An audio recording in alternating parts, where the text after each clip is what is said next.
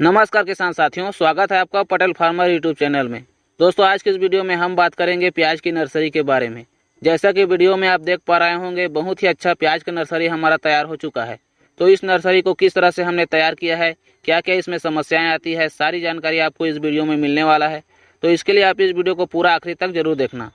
दोस्तों, हर साल हम प्याज की नर्सरी तैयार करते आ रहे हैं और कुछ नर्सरी हम खुद अपने खेत में लगाते हैं और ज़्यादातर नर्सरी को हम आगे किसानों के पास सेल कर देते हैं, क्योंकि बहुत सारे हमारे किसान भाइयों को प्याज की नर्सरी तैयार करना बहुत ही मुश्किल लगता है। बिना पूरी जानकारी के प्याज की नर्सरी तैयार करने से समय के साथ साथ पैसों का भी हानि होता है। इसलिए किसान नर्सरी तैयार करने के बजाय सीधे नर्सरी को खरीदना पसंद करते हैं। लेकिन आज के इस वीडियो में हम प्याज की नर्सरी तैयार करने की वो सारी विधि आप लोगों के साथ शेयर करेंगे, जिससे कोई भी किसान भाई बहुत ही आसानी से प्याज की नर्सरी खुद ही तैयार कर सकता है। दोस्तों, प्याज की नर्सरी तैयार करने के लिए हमें कुछ महत्वपूर्ण बातों की जानकारी होना बहुत ही आवश्यक है, जैसे कि प्याज की नर्सरी कब डाली जाती है और यह कितने दिनों में तैयार होता है, भूमि की तैयारी किस प्रकार किया जाता है, और प्याज की नर्सरी में कब पानी देना चाहिए और कितनी मात्रा में सिंचाई करना चाहिए, खाद और उर्वरक का प्याज की नर्सरी में कितना महत्व है और खाद कब कब देना चाहिए, और प्याज की नर्सरी में कौन कौन सी समस्याएं आती है और उसके निवारण तथा उपाय क्या क्या हैं। दोस्तों, इन महत्वपूर्ण बिंदुओं की जानकारी होने के बाद कोई भी किसान बहुत ही आसानी से प्याज की नर्सरी तैयार कर सकता है। तो चलिए एक एक कर इन सारी बिंदुओं को समझते हैं।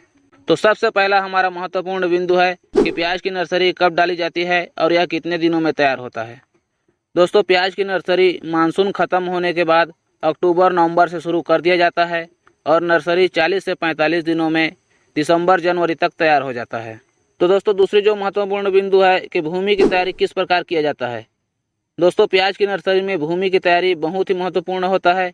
इसके लिए खेत की अच्छे से गहरी जुताई कर मिट्टी को बारीक और भुरभुरा बनाया जाता है, जमीन को अच्छे से सुखाया जाता है और गोबर की खाद, वर्मी कंपोस्ट और सिंगल सुपर फास्ट डालकर इस तरह से छोटी छोटी क्यारियां बनाया जाता है और इन क्यारियों में छिड़काव विधि से बीज की बुआई कर दिया जाता है। तो दोस्तों, तीसरा जो हमारा महत्वपूर्ण बिंदु है कि प्याज की नर्सरी में कब और कितनी मात्रा में सिंचाई करना चाहिए। दोस्तों, प्याज की नर्सरी में ज़्यादा सिंचाई की आवश्यकता नहीं होता। 8 से 10 दिनों के अंतराल में या फिर ज़रूरत पड़ने पर हल्की सिंचाई करना चाहिए। अत्यधिक सिंचाई करने से नमी की अधिकता में फंगस जैसे रोग का संक्रमण हो जाता है, इसलिए सही समय पर ही सिंचाई करना उचित रहता है। तो दोस्तों, चौथी जो महत्वपूर्ण बिंदु है कि प्याज की नर्सरी में खाद का क्या महत्व है और खाद कब कब देना चाहिए।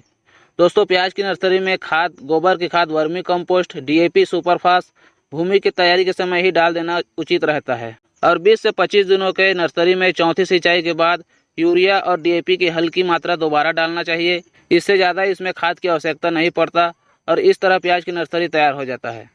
तो दोस्तों, पांचवा जो हमारा महत्वपूर्ण बिंदु है कि प्याज की नर्सरी में कौन कौन सी समस्याएं आता है और उसके निवारण क्या है। दोस्तों, प्याज की नर्सरी में मुख्यतः 2 तरह की समस्याएं आता है, एक खरपतवार का और दूसरा झुलसा रोग। दोस्तों, प्याज की नर्सरी में खरपतवार एक बहुत बड़ी समस्या है और इस समस्या का सामना हर किसान को करना पड़ता है और इसका सही समय पर निवारण नहीं करने से यह नर्सरी को 80% तक नुकसान पहुंचा सकता है। लेकिन खरपतवार हटाना, खरपतवार का निवारण करना बहुत ही आसान है। इसमें किसी भी प्रकार का कोई टेंशन लेने की ज़रूरत नहीं है।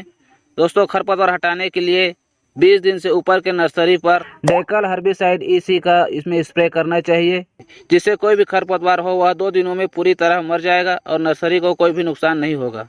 तो दोस्तों, दूसरी जो इसमें समस्या आता है वह है झुलसा रोग और इस रोग के आने का मुख्य कारण है फंगस।